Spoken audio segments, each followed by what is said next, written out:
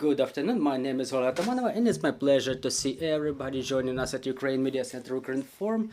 It's year 10 of the war and today is day 593 of the full-scale invasion of our homeland by Russian aggressor, and now we will be talking about the situation in Kherson region. Joining us online is Oleksandr Tolokonnikov, spokesperson of the Kherson Regional Military Administration.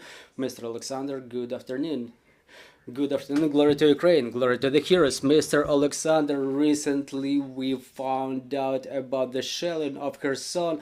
We found out about a large number of people who were staying in the temple. What is the situation over there? Yes, really, within the last day, 19 people have become casualties of the shelling. Unfortunately, there was a death of one man in Antonivka. His body was found. He was found dead. He died because of the shrapnel injury. Yesterday, the Russians started shelling maybe from 1 o'clock in the night. Suvorov district got under the shelling and the areas nearby, 7 persons were injured. The medics provided all the necessary medical aid to them right on spot. Also ending up under the shelling was a number of residential buildings where a family from the East Bank was living, who moved from the left bank, and they were awaiting for the liberation. A woman of 27 years and a girl of 9 months old, they ended up under shelling. Thankfully they are okay, they are back home. The Russians continued the shelling from the very morning. At 4 o'clock in the morning they injured 4 people. A family of 4 ended up under shelling and got injured. They got injuries of medium level. Also, the Russians shelled the town of Berislav with aviation bombs yesterday and today. 1 man was injured. He got a shrapnel injury and was hospitalized. About 10 o'clock in the morning they inflicted a shelling on Indika. A 12-year girl ended up under the shelling. She is in heavy condition in a hospital. The medics fight for her life. She got a head injury and a fracture of a shoulder bone. We're following closely her condition. 4 more people were injured. On top of that, the Russians were shelling the city of Kherson in the evening. About 30 projectiles were launched on Kherson from different types of weapons, cannon, artillery, MLRS, and mortars. Also, the Russians used the aviation bombs. They dropped 4 aviation bombs on Berislav, and now we identified the level of damage and destruction. Mr. Oleksandr, from what you're saying, is it safe to say that the Russians made Kherson end up under very dense fire along with the rest of the region? Yes, and the most horrible part of it is that is the civil infrastructure where there is no military. They continue fighting the children, the civilians. They only inflict attacks and on those districts where regular Khersonians live. They continue shelling those districts with Grad MLRS, and it covers the area in squares, and obviously there is no any fight against any military in those regions. They're only shelling, they're only destroying the civilian districts. Many vehicles were burned yesterday as well, so we cannot talk about any war. We're talking here about the destruction of civil infrastructure and civil population.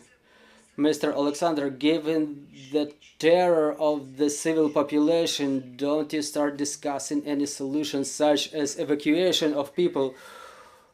Well, we mentioned evacuation a number of times. People keep leaving. Obviously, after such strikes, the number of people being evacuated increases. We're not talking about mandatory evacuation or forced evacuation. For us, Now it's the main thing to evacuate the kids. During our Security and Defense Council meeting, we've taken a decision on evacuation of such children. More than 300 of them were evacuated along with their families. About 1,200 more still remain in the area. Well, talking about the critical infrastructure, what is its condition? What is the situation with water, power, and heat supply? A couple of words about that, if I may. Well, thanks God, we continue covering those holes that the Russians do with their shellings. So after every shelling of critical infrastructure, our utility technicians go out on missions to put those, so to say, patches.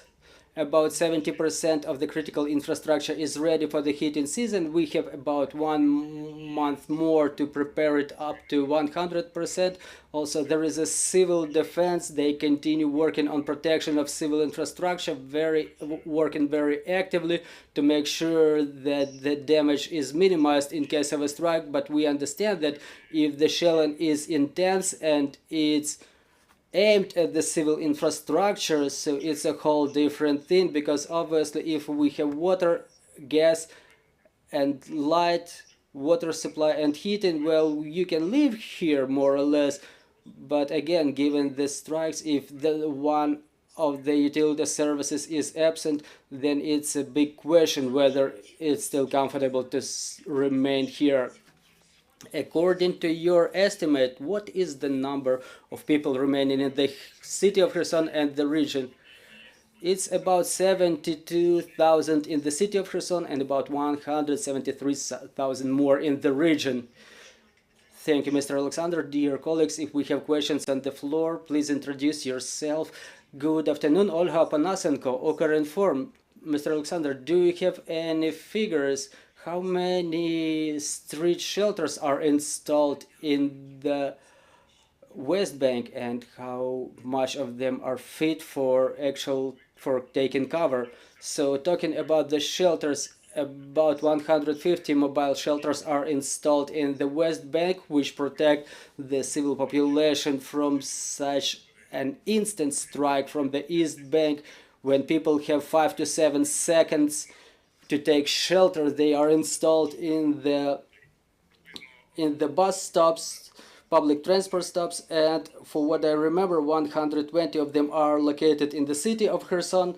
4 more are installed in Belozerka, some more are installed in Berislav, and we plan to install more of them. So talking about the bomb shelters, the capital structures that are under, and some of them under repair, for what I remember, 70 something shelters are ready to receive the population, to receive the civilians. I'll double check this figure because it keeps changing, because the new shelters are being repaired, and also there are shelters, the bomb shelters, that are not used currently.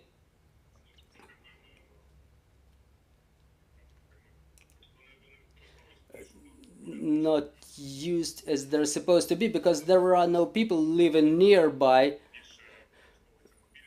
So the civilians use more mobile shelters, and those capital bomb shelters are out of use because there are no intense missile strikes, thankfully. But people understand that they should be careful about the air raid signals, because there are aviation bombs incoming on the city of Kherson and Antonivka, so you should be careful and proceed to the shelter immediately. Mr. Oleksandr, talking about the other bank of Kherson region, which is currently under temporary occupation, what do we know about our people over there? What is the situation in general?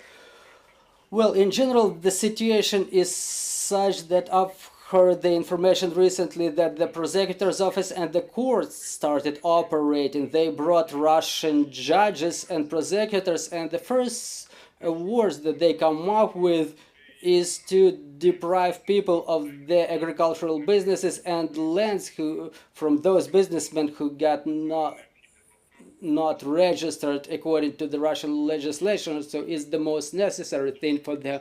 About other things, they continue the forced passportization. They have moved the date until which the people can re-register their vehicles for Russian number plates. It used to be 1st of January, but now they say that if you don't re-register until the 1st of November, they will seize the vehicles. They stop the people at the checkposts, they give them some papers, they come to the relevant offices, and if they want to get their vehicle re-registered, first they are supposed to get their Russian passports. And yesterday we got the information that in Antonivka, in the East Bank Antonivka, there are reports of local school and kindergarten being re-outfitted as a hospital for Russian military.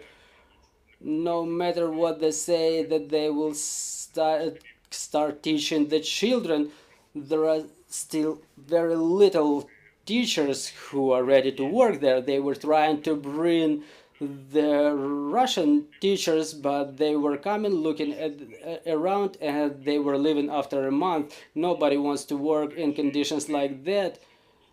And on top of that, they outfit the educational institutions as the military hospitals. Thank you, Mr. Oleksandr. Thank you for joining our broadcast. Dear colleagues, I'm reminding you, joining us was Oleksandr Tolokonnikov, the spokesperson of Kherson Regional Military Administration. And right now, our team is working on the schedule for tomorrow, so stay tuned, follow our announcements, and we continue working for the sake of our victory. Glory to Ukraine.